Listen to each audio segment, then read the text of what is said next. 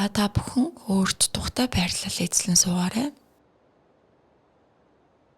Нүдэ анж болно. Бага зэрэг нээлттэй ойлгож болно. Та яг одоо юу мэдэрч байна? Таны биеийн мэдрэмж ямар байна?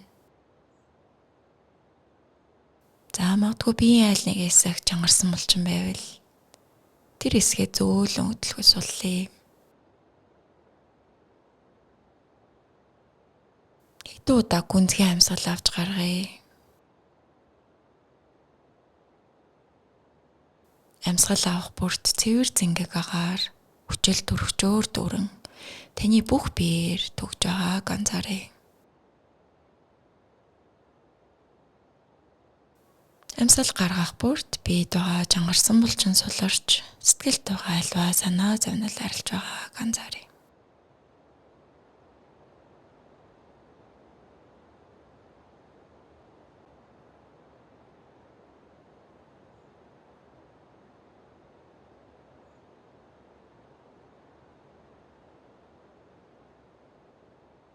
За бэлэн болсон бол танд ач тусаа үзүүлсэн хэн нэгэн хүнийг саная. Магадгүй хэн нэгэн найз, гэр бүлийн гишүүн, багш, асран халамжлагч. Магадгүй танд сайхан сэтгэлээр хандсан, хэцүү үед тусалсан, өвдгөд дэмчилсэн, өлсгөд хоолсон. Таныг бага багаас эхлээд өсгөж хүмүүжүүлсэн хэн нэгэн хүнийг санаарай.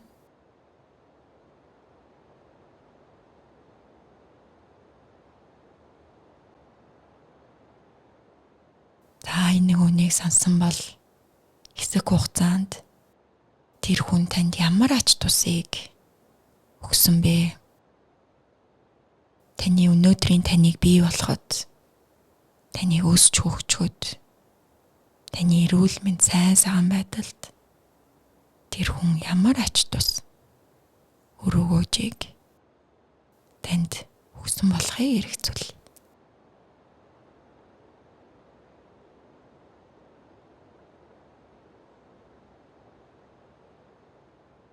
Тэр хүнээс авсан тус танд ямар ач тустай байсан бэ? Ямар үнцэнтэй вэ?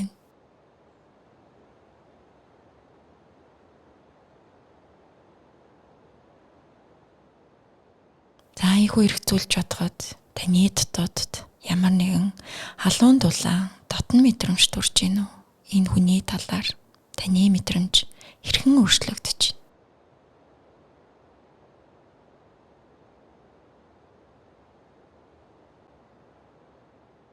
Тэр хүнээс авсан тусыг ийхүү тод томруунаар харахад танд ямар мэдрэмж төрж байна?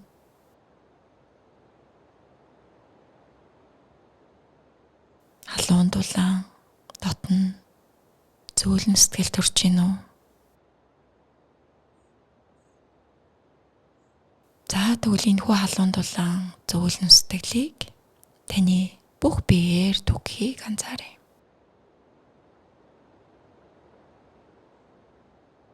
Тэр хүний ач тусыг санах тоолонд танд ямар мэдрэмж төрж байна?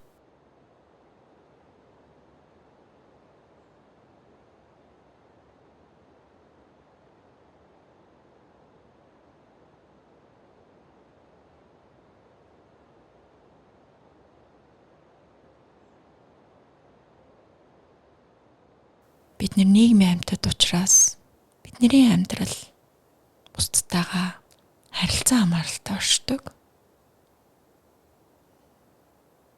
Бидний идэлж хэрэлж байгаа бүх зүйлс, мэдэрч байгаа тавтаа тухтай байдал, өдөр тутамдаа ашигладаг чадвар,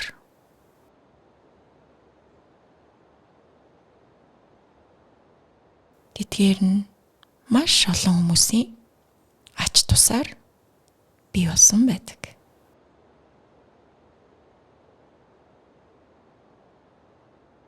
Өдөр тутамдаа мэдэрч байгаа аятаа тухтай байдал. Тэдгээрийг бий болгохын тулд өдөр болгон маш олон хүмүүс хүч хөдөлмөрөө зарцуулсан байдаг. Энгийнээр бодоход бидний өглөө идж байгаа өглөөний цай. Өглөөний цайг бэлэн болгохын тулд өчнөө мянган хүмүүс хөдөлмөрлөдөг. Тэдгээр хүмүүсийн ач тусаар бид нар тэрхүү өглөөний цайг өглөө алга иддэг. Тиймээс бид нар өдөр тутамдаа бусад маш олон хүмүүсээс хамаарч амьдардаг.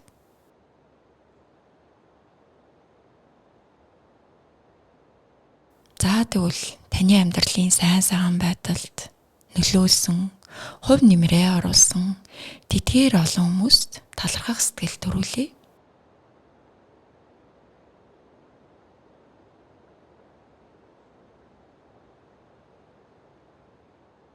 Энэхүү талархах сэтгэл таны биед халуун дулаан мэдрэмж болон төрж байна уу анзааръя.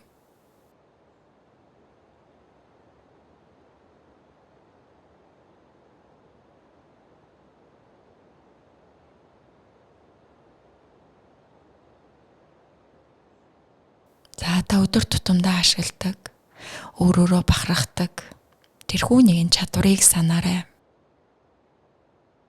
За энэ чадварыг бий болгоход ямар хүмүүс ач тусаа үзүүлсэн байна вэ? Хин хувь нэмэр оруулсан байна. Тэдгээрийг эргцүүлэн санаарай.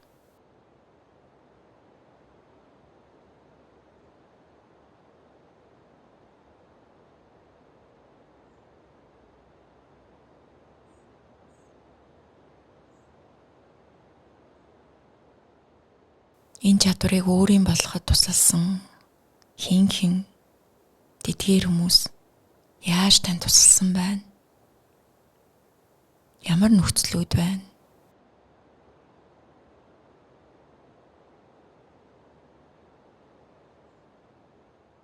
Магадгүй таныг сургуульд зөөсөн гэр бүлийн гишүүн, сургуулийн багш, сургуулийн тогооч, харуул хамгаалтын хүн, гэр бүлийн гишүүд таныг сурч боловсроход энэ чадварыг өөрийн болгоход хичнээн олон хүн хувь нэмрээ оруулсныг энхүү эргцүүлэн санаарай.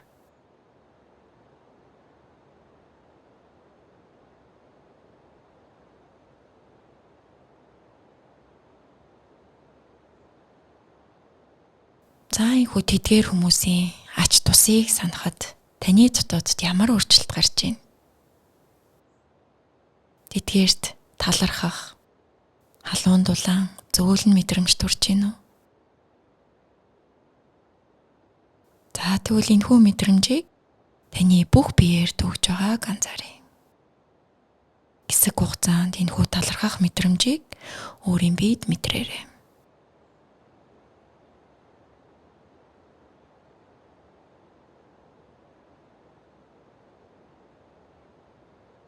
За энэхүү харилцан хамаарлыг илүү тодор ил болгож харуул. Бусдтайгаа хэрхэн харилцан хамаарлалтаа оршдгийг ойлгосноор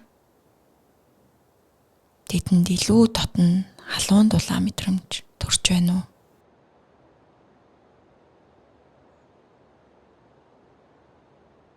За энэхүү халуун дулаан мэдрэмж нь бидний эрүүл мэнд сайн сайхан байдалд, бусдтай харилцах, утга учиртай харилцаанд ямар ач тустай вэ гэдгийг эргцүүлье. Гэр бүлийн харилцаанд, ажлын харилцаанд,